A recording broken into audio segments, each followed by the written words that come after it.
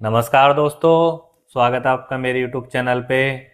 Real estate market के लिए एक बहुत ही बड़ा गेम चेंजिंग इवेंट हुआ है। गवर्नमेंट ने एक नोटिफिकेशन जारी किया है जिसके अकॉर्डिंग अब आप लोग अपनी प्रॉपर्टी को HSVP यानी हरियाणा शहरी विकास प्राधिकरण की वेबसाइट पे लिस्टिंग कर सकते हैं और उसको सरकार के थ्रू सेल कर सकते हैं। जैसे अभी हम अपनी प्रॉपर्टी की लिस्टिंग 99 एकड़, मैजिक ब्रिक्स, स्क्वायर यार्ड, इन सब वेबसाइट पे अपनी लिस्टिंग लगाते हैं जिसमें ट्रांसपेरिटी, ऑथेंटिसिटी वो सब नहीं होती। तो दोस्तों, अभी ये जो नोटिफिकेशन जारी हुआ है ये पायलट प्रोजेक्ट के तहत जारी किया गया है और इसमें 5 हरियाणा के शहरों को लिया गया है, जिसमें से एक फरीदाबाद, गुड़गांव, रोहतक, हिसार और पंचकुला शामिल हैं। इसी महीने की 25-26 तारीख से ये पायलट प्रोजेक्ट शुरू हो जाएगा। जो भी लोग इन शहरों में रहते हैं वो अपनी प्रॉपर्टी की लिस्टिंग HSVP की वेबसाइट पे डाल सकेंगे। तो समझ लेते हैं, जान लेते हैं।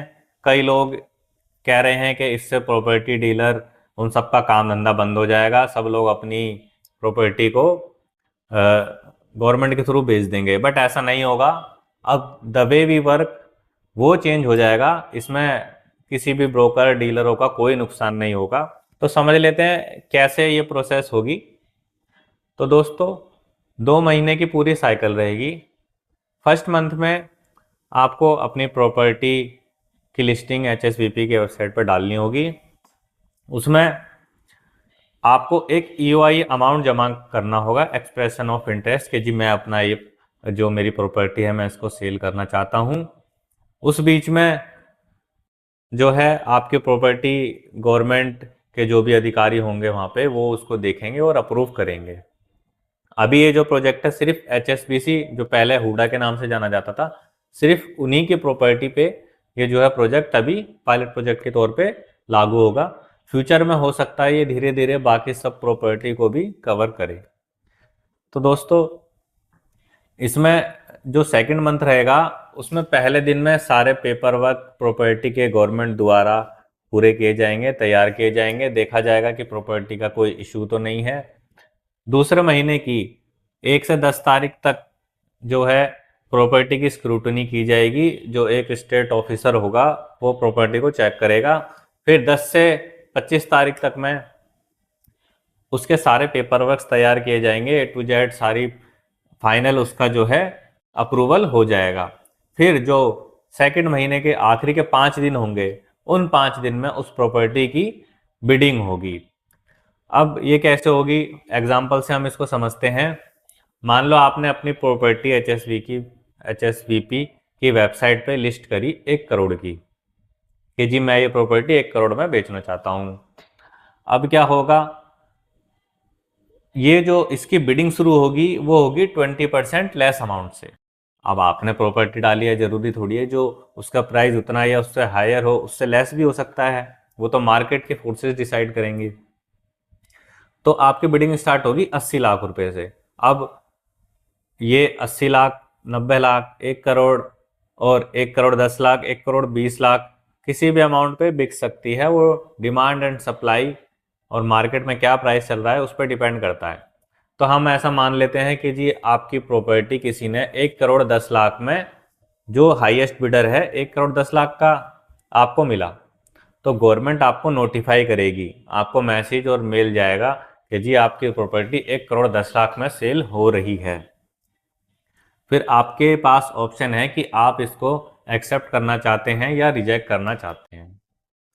अगर दोस्तों आप इसको रिजेक्ट करते हैं तो बात वहीं ख़त्म हो जाती है, और अगर आप इसको एक्सेप्ट कर लेते हैं तो फिर आगे का ट्रांसफ़र का प्रोसेस शुरू होगा।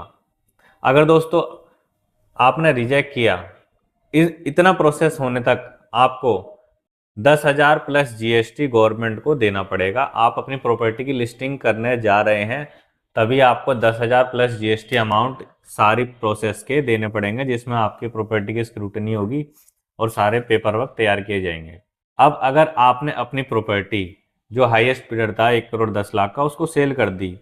फिर आपको गवर्नमेंट को सेलर द्वारा 0.25% एंड बायर द्वारा 0.5% की कमीशन देनी होगी। तो गवर्नमेंट खुद कमीशन लेगी इस केस में। और इसमें ये भी क्लॉज है कि अगर कोई डिफ़ॉल्ट करता है पेमेंट को लेके या बाकी कोई इशू आते हैं तो उसमें गवर्नमेंट की कोई रिस्पॉन्सिबिलिटी नहीं होगी।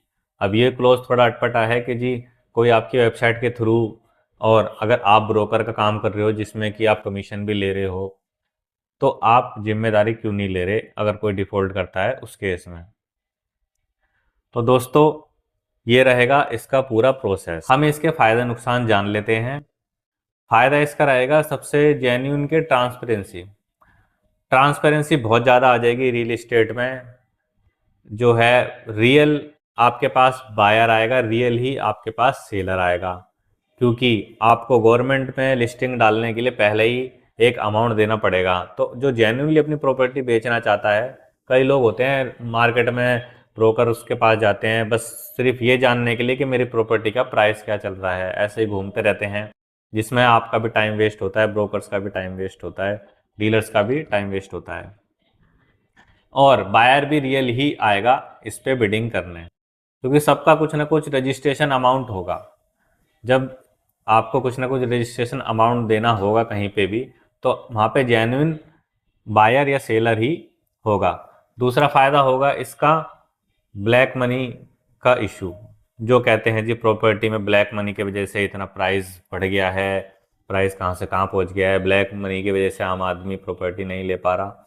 तो ये इशू भी यहाँ पे ख़त्म हो जाएगा जब गवर्नमेंट के थ्रू आपकी पूरी जो है प्रोसेस होगी, तो आपको पैसा वाइट में ही सारा देना पड़ेगा।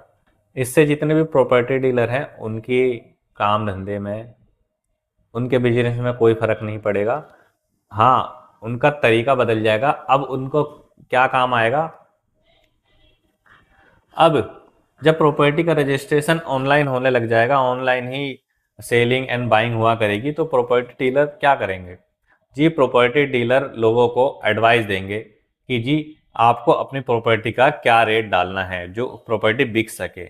एक आम आदमी जो है अगर कहीं दूर बैठा है, उसकी प्रॉपर्टी कहीं है और वो बेचना चाह रहा है, तो उसे कैसे पता चलेगा कि जी मैं क्या रेट डालूं, क्या मार्केट में रेट चल रहा है। तो आपको एडवाइस देनी होगी। और ये जो पूरा प्रोसेस होगा, इस पूरे प्रोसेस के भी आप कुछ चार्ज रखेंगे, क्योंकि गवर्नमेंट की वेबसाइट पे इतने डॉक्यूमेंट्स आपको देने पड़ेंगे, एक कुछ प्रोसेस होगा, वो प्रोसेस हर कोई नहीं कर पाएगा ना समझ पाएगा। तो ये चीज़ प्रॉपर्टी डीलर करेंगे। और प्राइस डिस्कवरी भी प्रॉपर्टी डीलर करवाएंगे। और एक काम और इसमें हो सकता है, क्योंकि अभी इस प्रोसेस में ये प्रॉब्लम है कि जी ऑनलाइन हमें लिस्टिंग दिख गई, प्रॉपर्टी दिख गई, लेकिन फिजिकली भी तो हमें उस प्रॉपर्टी को देखना पड़ेगा कि अभी क्या कंडीशन है, प्रॉपर्टी किस कंडीशन में है, कितनी पुरानी है, किस तरीके से कंस्ट्रक्ट की गई है। वो सारी चीज़ें तो हम जब फिजिकली प्रॉपर्टी को देखेंगे। लेकिन गवर्नमेंट ने तो इसमें अभी कोई क्लैरिफिकेशन नहीं दी है कि जी विजिट कैसे होगी। तो हो सकता है विजिट के लिए भी जो है प्रॉपर्टी डीलर इसमें आगे आए कि जी हम आपकी प्रॉपर्टी की विजिट कराएंगे, उसका कोई सर्विस चार्ज जो हो सकता है। तो इससे कोई नुकसान किसी के काम में नहीं आएगा। दूसरा इसमें जो प्रॉब्लम है, एक तो ये है ही विजिट की प्रॉब्लम, जी प्रॉपर्टी बिना देखे तो कोई लेगा नहीं। दूसरी प्रॉब्लम है कि जो 2 मंथ का प्रोसेस है वो थोड़ा लंबा प्रोसेस है। कभी कभी कुछ ऐसे सडन इवेंट हो जाते हैं कि प्रॉपर्टी का जो है प्राइस जो है बढ़ जाता है या घट जाता है। तो 2 महीने में किसी का माइंड भी चेंज हो जाता है कि जी अब मुझे नहीं बेचनी। इस प्रोसेस को जितना कम किया जाए उतना सही रहेगा। एक जो इसका नुकसान होगा वो ये होगा कि registration amount and stamp duty अब आपको ज़्यादा देना पड़ सकता है, क्योंकि पूरी प्रोसेस ऑनलाइन होने के कारण प्राइस पूरा जो है डिस्कवरेबल है और वो प्राइस जो है बैंक के थ्रू ट्रांसफ़र होगा। तो दोस्तों इस केस में रजिस्ट्रेशन अमाउंट ऑटोमेटिकली बढ़ जाएगा। तो इस केस में गवर्नमेंट आ सकती है और कह सकती है जी अब आपकी रजिस्ट्री चार्जेस जो हैं वो हमने हाफ कर दिए, 3 या 4% जो है रजिस्ट्री का अमाउंट अब लगे करेगा। तो ये जो है प्रोजेक्ट जो है सक्सेसफुल हो जाएगा और गवर्नमेंट इसको आने वाले 1-2 साल में इसको बाकी शहरों में भी लेके आएगी और जो भी इसमें अभी कमियां पाई जाएगी उनको दूर करके पूरे स्टेट में ये लागू हो जाएगा। दोस्तों, इसी तरीके की अपडेट देखने के लिए हमारे चैनल को सब्सक्राइब करें, लाइक करें, शेयर करें और आप हमारे व्हाट्सएप और टेलीग्राम कम्युनिटी ग्रुप से भी जुड़ सकते हैं। धन्यवाद।